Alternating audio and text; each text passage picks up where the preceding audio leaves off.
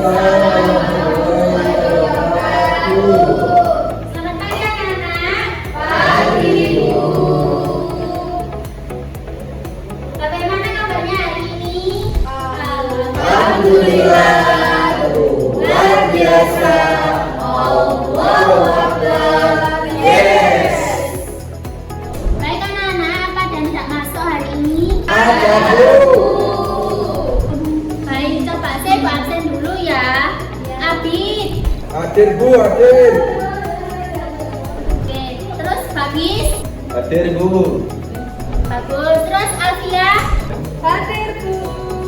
Baik, jadi yang nggak masuk cuma dua ya, cuma Torik sama Dia aja.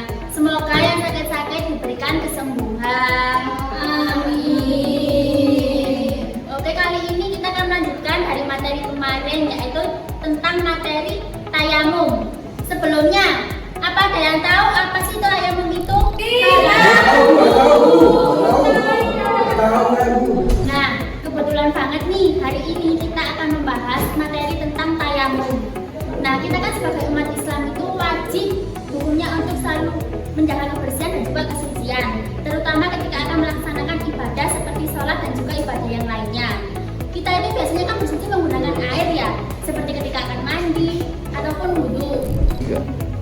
Bu mau tanya Bu. Namun bagaimana jika kita sulit untuk menemukan air dan kita tidak bisa menggunakan air seperti sedang sakit gitu Bu? Nah, baik, untuk materi tayamum lebih lanjut akan dijelaskan oleh Bapak Andi. Nah, saya memberikan kita kemudian melalui tayamum. Apa itu tayamum? Tayamum adalah cara bersuci menggunakan baju yang suci untuk menggantikan wudhu dan juga mandi wajib. Ini adalah bukti bahwa Allah Subhanahu wa Ta'ala itu Maha Pengasih dan juga tidak menuntut banyak, terutama dalam hal beribadah. Secara bahasa, tayamum berarti al-qasdu, yaitu menyengaja. Sedangkan secara istilah, tayamum berarti mengusap muka dan juga kedua tangan menggunakan debu yang suci dengan cara tertentu untuk menghilangkan hadas. Pak mau tanya, jadi kapan saja kita diperbolehkan untuk bertayamum? Nah, ada beberapa sebab kita diperbolehkan tayamum. Ada 4 sebab. Yang pertama, ketika kita mengalami krisis air, adanya air itu sedikit, hanya cukup untuk kita gunakan minum. Yang kedua, karena kita sedang sakit atau terluka. Jikalau kita menggunakan air, luka tersebut bakal menjadi parah. Yang ketiga, itu karena jarak air terlalu jauh. Seperti air ada, namun jaraknya itu lebih dari 2,5 km. Yang terakhir adalah kesulitan kita untuk menggunakan air. Air ada atau ada air, tetapi air tersebut itu keberadaannya itu jauh dan membahayakan kita. Kalau kita menjangkau air tersebut, maka otomatis kita akan terjebak atau terjerumus dalam kebahayaan tersebut. Nah, itu adalah sebab-sebab kita diperbolehkannya untuk bertayamum. Nah, tadi kan sudah dijelaskan oleh Pak Adi mengenai pengertian dan sebab-sebab dilakukannya tayamum. Selanjutnya kita akan bahas mengenai ketentuan khusus ketika melakukan tayamum. Apakah ada yang tahu nih apa aja ketentuan khusus untuk bertayamum? Jadi ketentuan khusus untuk melakukan tayamum itu ada 3. Yang pertama, pelaksanaannya harus dilakukan ketika waktu sholat tiba. Yang kedua, tanah atau debu yang digunakan untuk bersuci harus bersih, terhindar dari najis dan harus kering. Dan yang terakhir, ketika di badan kita ada najis, itu harus dibersihkan dulu dengan air. Dan perlu diingat ya anak-anak, kalau tayamum itu hanya dilakukan dalam sekali melakukan tayamum ketika sholat, nggak bisa dilakukan untuk berkali-kali. Baik, mungkin itu saja ketentuan khusus untuk melakukan tayamum. Selanjutnya kita akan membahas mengenai praktek bertayamum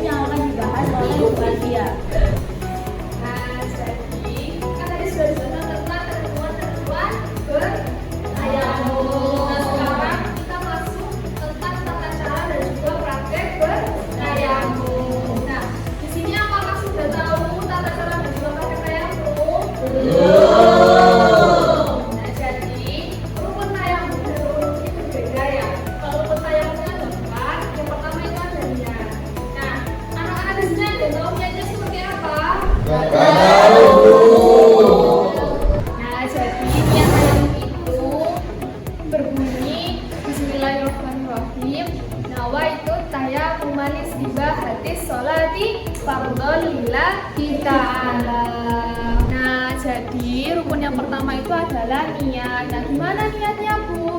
Jadi niatnya itu yang berbunyi Bismillahirrahmanirrahim. Nawaitu tayammum istibahati sholati fardhu lillahi ta'ala. Oke, sudah tahu ya? Sudah. Ayo kita baca bareng-bareng. Bismillahirrahmanirrahim. Nawaitu tayammum istibahati sholati fardhu lillahi ta'ala. Nah, selanjutnya silakan anak-anak menyimak video yang ditayangkan berupa tentang bagaimana tata cara tayangan dan juga prakteknya. Oke, silakan semua ya, anak-anak.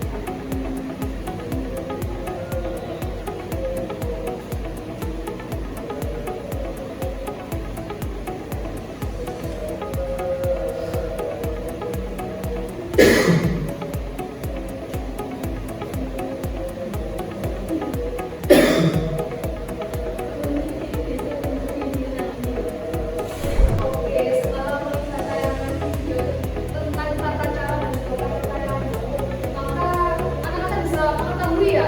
Jadi rukun tayammum kan dapat tiga. Yang pertama itu kita niat di dalam hati, kemudian meletakkan tangan berdoa yang suci, kemudian didekuk seperti ini.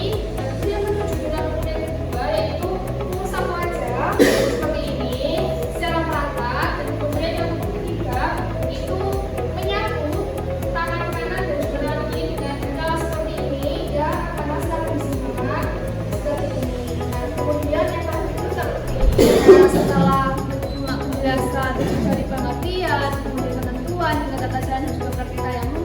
Nah, ini kita masuk ke sesi evaluasi. Nah, yang dimana nanti anak-anak itu mempraktekkan tayammum secara bersama-sama bersama Bapak Adit. Oke, baik, setelah kita memasuki sesi penjelasan, terus kita pemaparan materi serta praktek, kita memasuki sesi evaluasi. Saya akan menunjuk salah satu dari kalian atau kalian ingin mengajukan diri untuk mempraktekkan tayammum. Ada yang ingin mengajukan? Oke, baik Mas Rahmat, silakan semua masuk ke depan untuk mempraktekkan tata cara tayammum seperti yang diajarkan oleh Bu Alfred tadi. Jadi pertama itu kita mengambil duduk dulu ya. Ini set, terus kita hentakkan bunyinya 2 kali. Terus. Habis itu tangan itu di kepala sambil membaca niat tadi ya. Ini set. Ini ya. Terus merata ini. Set. Udah kan? Habis itu kan debunya habis nih. Terus ngambil debu lagi yang beda tempat ya. Tes. Ini terus kita hentakkan 2 kali juga. Tes. Habis itu di tangan. Set. Ini terus depannya ya, yang ini. Begitupun sama ya dengan yang satunya. Jadi ini kan tadi masuk bersih kan, masih kotor kan dengan debu. Jadi sini ya. Ini terus ini. Nah. Oke, baik, selanjutnya itu ada sesi kesimpulan yang akan dijelaskan oleh Bapak Hani.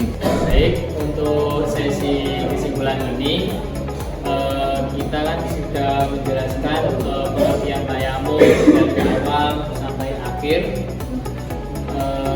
Kesimpulan yang dapat kita tarik dari tata cara tayammum ini adalah tata cara tayammum ini adalah sebuah cara untuk kita agar tetap bisa melaksanakan sholat 5 waktu walaupun dengan keadaan yang tidak adanya air atau keadaan yang sulit.